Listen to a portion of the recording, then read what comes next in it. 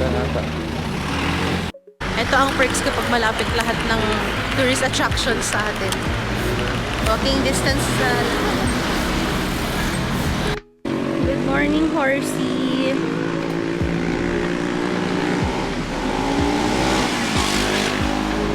Dito kami usually doon pala sa taas. Doon kami usually nag-walking. Kapag gusto namin yung chill lang. Pagkita namin sa yung hanggang sa taas. Katin natin to hanggang dun sa taas.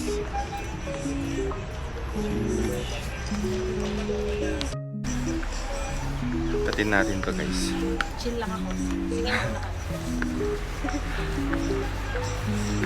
Morning walk. Anong oras na? Time check. 8:02. 8:02 in the morning. Dapat 6:30 kami aalis, pero ayan oh, late nagising yan oh. Yan, puyat pa more.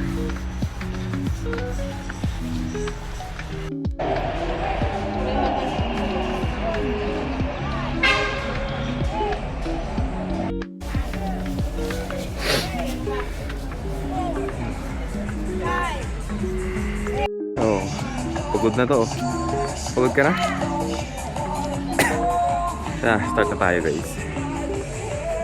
Ride park and quick tour. Sa ride park. Ano nang tawag yan? Kalimutan. Ito ko na.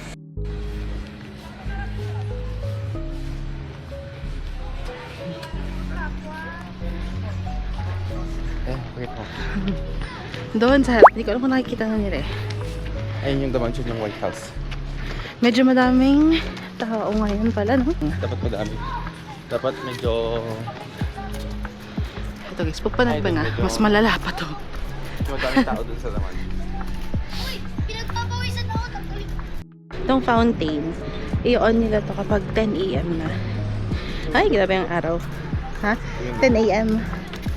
Tapos papatayin nila ulit and then bubuksan ulit nila ng gabi. Ito yung nagpapaganda din dito.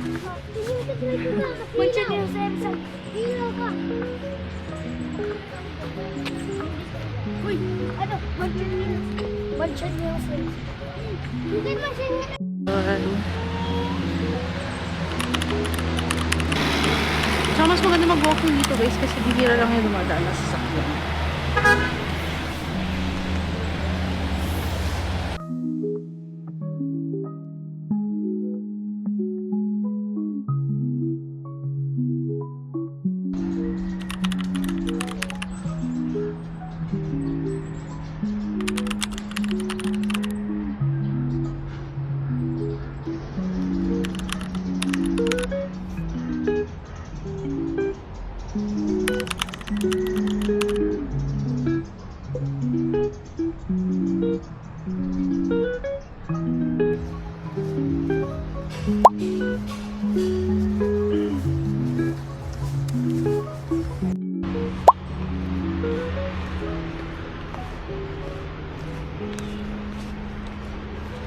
Dapat careful lang sa pagkakot.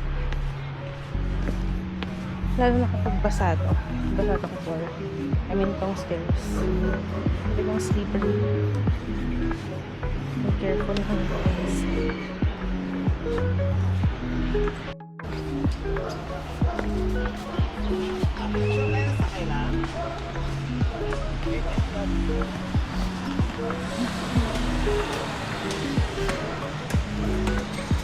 Doon, kapag labas niyo doon, kapag doon kayo lumabas, maraming breakfast places na like Volante, Starbucks, ganun. Dito naman, maraming karinderya pag dito kayo naman.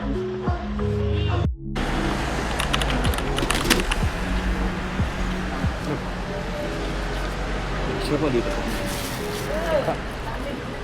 Wow.